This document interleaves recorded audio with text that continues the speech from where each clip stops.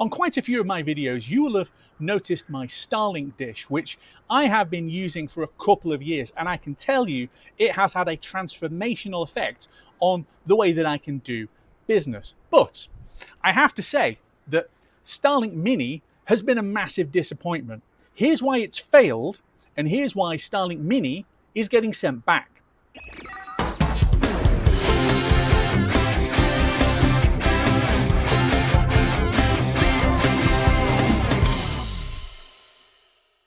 Hello again, YouTube, and welcome back to Just Get a Tesla. And on today's video, I want to talk about Starlink, because a few months ago, I was sent an email from Starlink saying, hey, we've got a new offer. You already have a Starlink product with us. Would you like to try Starlink Mini? Yes, I would, I thought, because I had seen all of these videos from American people who were mounting their Starlink dish on the roof of their Tesla and using it to drive around the country into all kinds of places where there is no phone signal at all, and being able to have a brilliant time. I'm up for that, especially if the equipment is free. So I ordered the gear, it arrived, and I'm going to go back quite a few months now to when I first shot this. My Starlink dish has completely transformed my ability to work and to be able to produce videos and to upload them onto the internet. Without it, I was stuck with fiber to the cabinet broadband, which was 40 megabits down and 5 maybe up. Wasn't quick enough, wasn't stable enough. This has fixed it. But I also have a Tesla, and this also has got some connectivity issues because it uses an eSIM, which doesn't have 5G for some reason in 2025, with a network which does keep dropping signal. I'm going to transform the connectivity of my Tesla by installing Starlink Mini. Now, this is something that I've been looking at for a little while, mainly because I've seen various things on X with Americans mainly who go out into the wilds of nowhere where there is no phone signal at all, and they're using this to stay connected to the world. Well, we don't really have that problem in the UK. There are definitely places with no connectivity. Absolutely. I've been there. But most of the time, we are connected. But with the recent outages that we have had on the dodgy eSIM network that Tesla use in Europe, and then the fact that Starlink are offering me the thing for free, I thought, we've got to give this a go. And what you get in the box, and it's a fairly simple box, literal diagrammatic instructions on the back showing you what to do. Well, okay, that's fairly self-evident. The dish itself, which is, I mean, it is Diddy. It's kind of big iPad size, okay, with a couple of connectors and things on the back. You get a massive long cable, and most Starlink cables are massive, but this has got the how can I put this, the proprietary Starlink connectors on the end. You get AC power and you get a little stand, but AC power isn't really useful for what I've got in mind. So I've gone out and bought a couple of other accessories. So I have got a suction cup mount kit, and I have got a car adapter. So the plan is we're going to install Starlink on the roof, oh yeah, on the roof, and see what we get. So first of all, the suction cup kit, which, okay, is basically A and B ends, which I think you use essentially to cradle the actual Starlink, and then you've got a couple of spares inside there as well. Okay, so this is fairly straightforward. You've got two different ends, an A end and a B end, and you can only put it onto the correct end of the dish because of the fact that it's a different shape. So the A end has gone down there. And then the B end, basically, if I can put it into the middle, will go on kind of like that. So you've got, pretty much as you'd expect, a dish with suction cups. Okay, so let's stick this up onto the roof and see what it looks like. Oh, good, you're there. So the question is, and you're probably thinking, this is a weird angle, and it is. But the question is, where do I actually mount this thing. So the rear of the big glass roof is over here, and I'm actually thinking that as there's a load of sockets and things here that need to go in, that's probably the good place to put it, because then I can try and route the cable round to the front, because it does need to plug into the front armrest somewhere, unfortunately, because I do have something plugged in the boot, and the power socket, it actually needs 20 watts of power, which is quite a lot.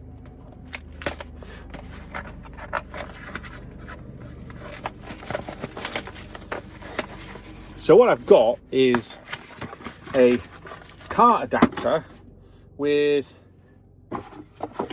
well, this isn't going to be long enough. This isn't going to be long enough. So we have got basically a car cigarette lighter socket with USB-A and USB-C cable. So this will output the amount of power that's needed. But just looking at this cable, what I think I need to do is install the cable and then see how far we can actually make this thing go.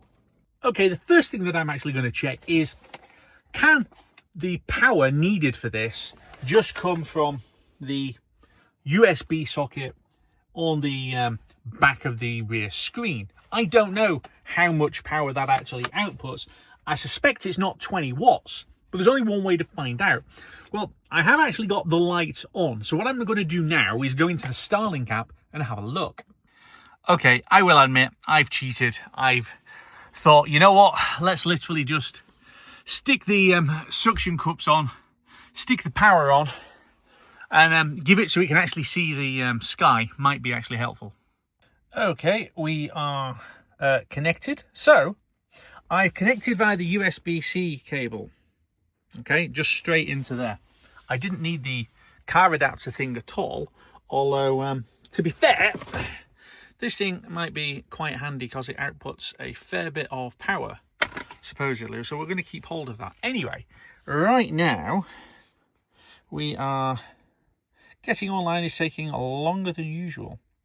Determining alignment. We'll see what it does. Okay, I've actually moved. I was over there. Thank you very much, focus. I was parked in my charging bay with my big Starlink there.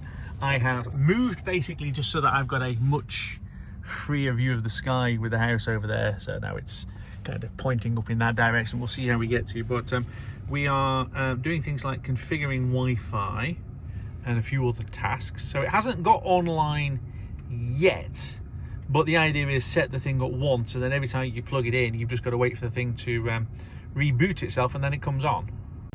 Okay, that's now plugged in, and I can see that it's drawing a fair amount of power, which I suppose is the plan. So, okay, great. That's not the right Starlink. We're on that one. See if that's any better. And I appreciate that a reasonable bit of this video is you staring at my reflection in my iPad.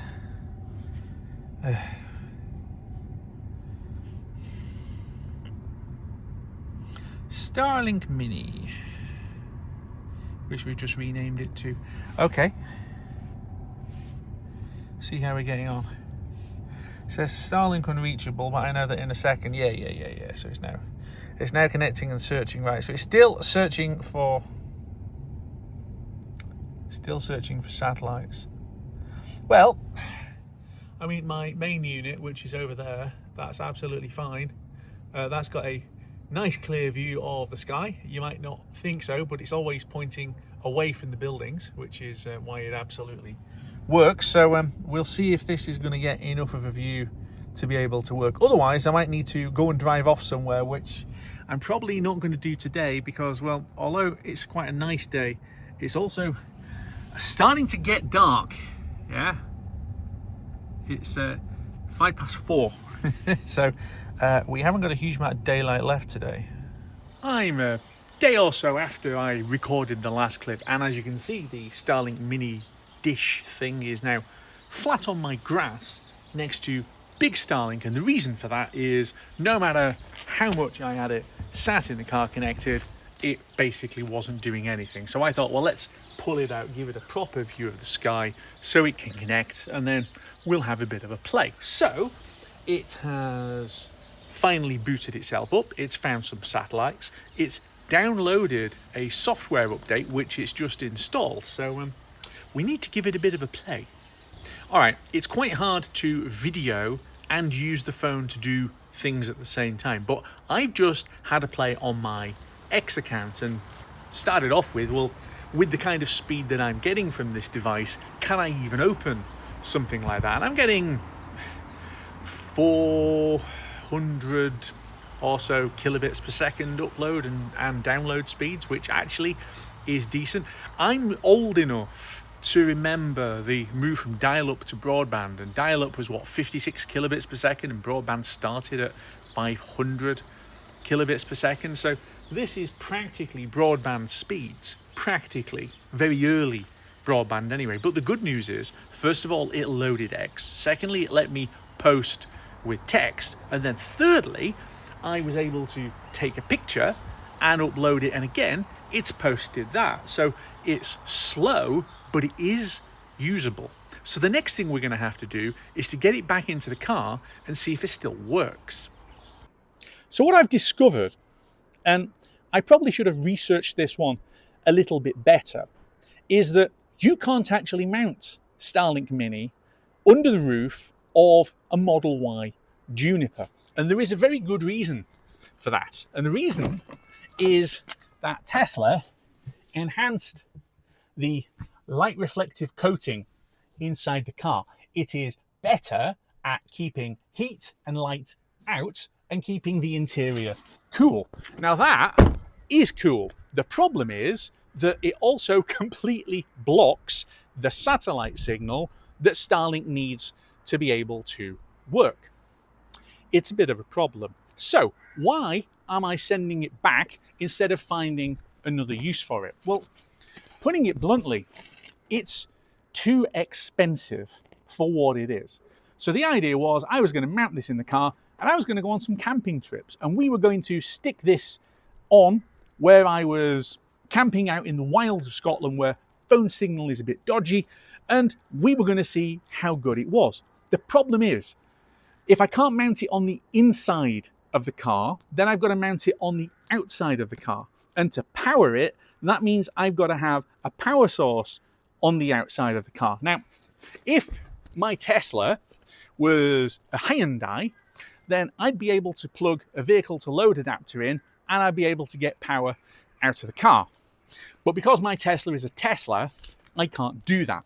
Which means if I go on my camping trip with my Starlink Mini, then I've got to have a cable out the window. And quite frankly, that doesn't feel like a good idea.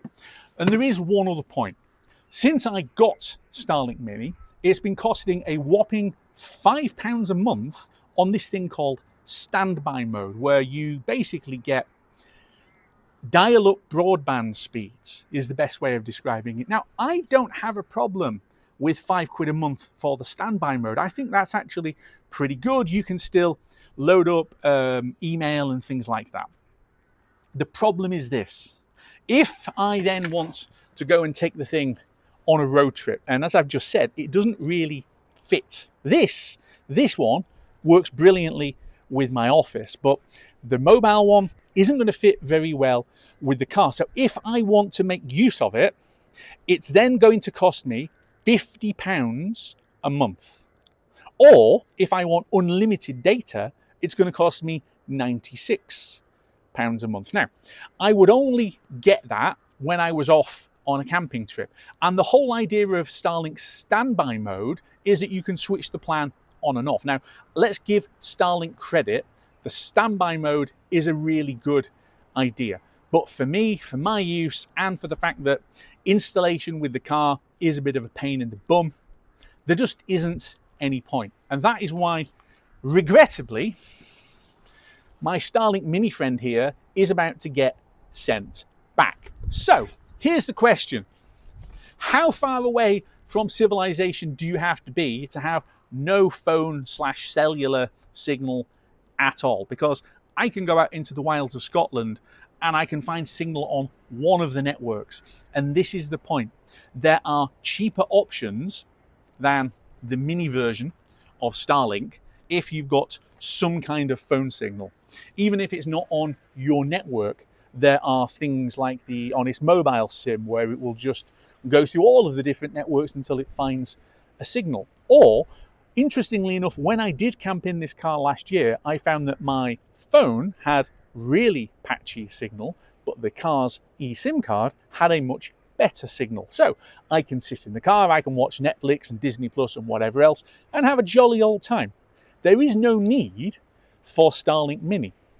And that's a conclusion that I've come to. I can't justify keeping it, even if it's only a £5 a month. I don't see the point because I just can't see any occasion where I'm going to use it, including on this year's camping trips. And there are multiple camping trips planned. I have got some new camping gear on the way to me. So if you want to see me camping in the car, and I didn't have a particularly good time last year, then make sure that you have hit the subscribe button and the bell icon. You know how YouTube works. You can see when my videos come out. And if you've got any questions about my experience with proper Starlink or with the mini Starlink or any of the faff that I went to in shooting the previous bits of video several months ago, then put it all in the comments. And to answer one question which might come up, why is it that I shot all of those video clips months ago, literally like 4 months ago, and I'm only just putting the video out now? And quite frankly, I forgot about it. It was one of these projects that I was shooting bits and it's like, I'll just put it away and I'll come back to it. Sometimes that happens with videos. And in this case, I just forgot about it and it got abandoned through the winter. And it's only now I'm like, yeah, I better send it back to them. So there it is. Starlink Mini, a glorious failure. Anyway, that's it for this week's video. Thanks so much for watching and I will see you back here very soon on Just Get a Tesla.